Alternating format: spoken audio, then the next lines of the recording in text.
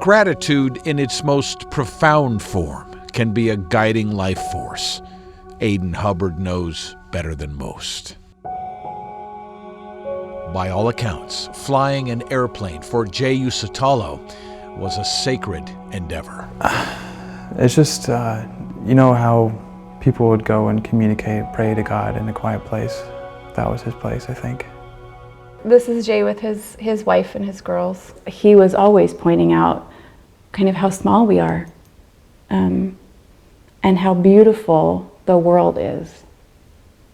I think it helped him gain an understanding of goodness in a weird way.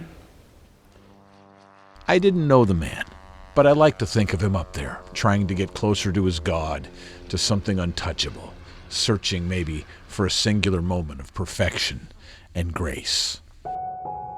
That's him as a boy, building airplanes. His was a flying family. His grandfather took him up as a child, and there was never a question that Jay would soar. And even then, as a kid, he seemed to identify with eagles. Yeah, he always had this thing about eagles. And as he grew older, that the eagle sort of began to be almost a spiritual thing for him. It was part of being up in the air, it was part of flight, it was part of the freedom. As a boy, Aidan was drawn to flying too. Sometimes his Uncle Jay, the cool uncle, as he calls him, would take him up. It was larger than life, I'd say. And so 3 years ago, when Aidan was living in Cheney and dealing with a bully at school, his Uncle Jay invited him to spend a weekend in Redmond. It was a clear Saturday and the sky was calling. They climbed into Jay's Mall M5, a four-seater, and took off. It was just peaceful. It was really peaceful. It was just almost we knew where we were meant to be, is what was up there. Off to the right, less than 200 feet away, they saw something amazing. A bald eagle riding a thermal. He thought it was almost a connection, a guardian that would be watching over whenever he's flying. He knew that there was a companion with him almost. That happening that day was almost like a sign that somebody was with us. But 30 minutes into the flight, something changed. The sound of the engine was different. I didn't know at the time. I think Jay definitely knew that there was something wrong.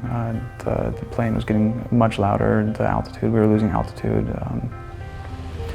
Remember him circling around a lake, and he was telling me stories to try to take my mind off of it, I guess, I think. He told one story about fishing in the lake with his father-in-law one time. Turns out that never happened. And did you know? At the time, no. Until the engine went out, I didn't know. And you think he was making up stories? Yeah. To make sure, because he didn't want me to panic. Aidan had told us that he had said, you know, look, do you see any eagles, Aidan? Is there, you know, what else do you see out there? And he was trying to keep Aidan outwardly focused. Maybe it was during one of the stories, his mind racing, fighting back his own panic, that Jay reached down and unbuckled his seatbelt. And then the engine seized up and stopped. You could see the propeller just freeze. It was diagonal. The right side of it was pointing to the right and up, and I remember it vividly, almost.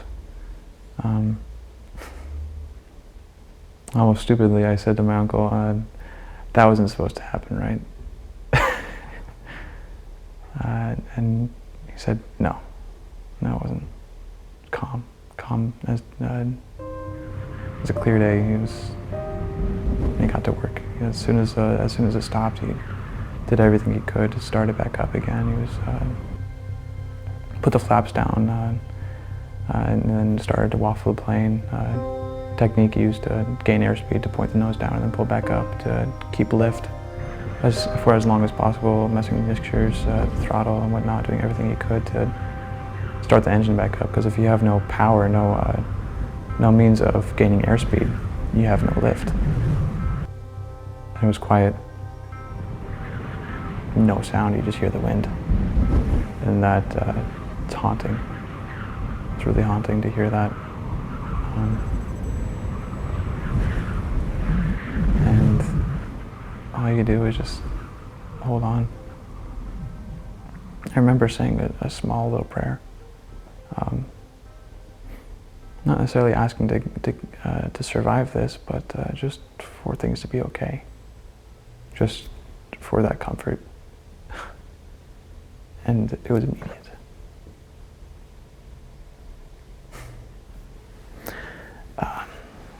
I immediately knew that things would be okay. And I didn't know I was going to survive. I didn't know if I was going to walk away. I didn't know if Jay was going to walk away with me.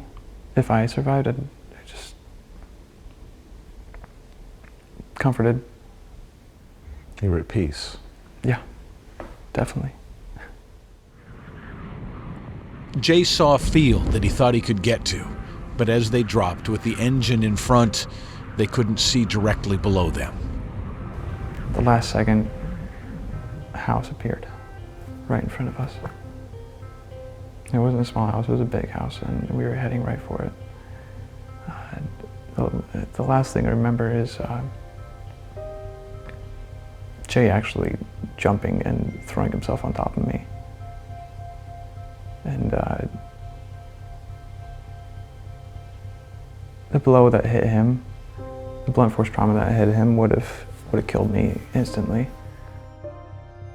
Jay Usitalo died on impact, a shield at the end for his young nephew. They found Aiden hanging upside down with a broken back, shattered teeth, traumatic brain injuries with burns and internal damage, but he was alive. This morning, investigators want to know why this small plane suddenly fell from the sky, slamming into the side of this home just outside Seattle. The plane, as it was removed, gave twisted, mangled testimony to the enormity of the miracle that had occurred within. A small army of first responders cut Aiden out. He was airlifted to Harborview. The road ahead would be long and painful. It's not easy to lose a brother and have the miracle of your son being saved in the same moment. But there's not a day that goes by that I'm not grateful, that I don't think of him, that I don't feel him close. There's not a day that I don't feel like he did that with full purpose of heart, knowing that that would be his last act. There are so many things that Aiden wants to do, not the least of which is to become a pilot, like his Uncle Jay. But first, some unfinished business. Hey guys. Hey guys, meet Aiden. It's been a journey, but thanks to you guys. Seriously. I guess lastly, Aiden, just, you know, you're gonna be all right after all this? Yeah. I am. You got a whole life ahead of you, right? Yeah. I plan on living it fully, as best as I can. Profound gratitude as a guiding life force. I didn't know the man, but I know this. At 2:50 in the afternoon on March 9th, 2013, at the very instant that Jay Usitalo fought against the laws of physics and the human instinct of self-preservation to thrust his body on top of Aiden Hubbard as his plane plummeted to the earth, at that instant, he touched something that only a tiny chosen few ever touch, a singular moment of perfection and grace.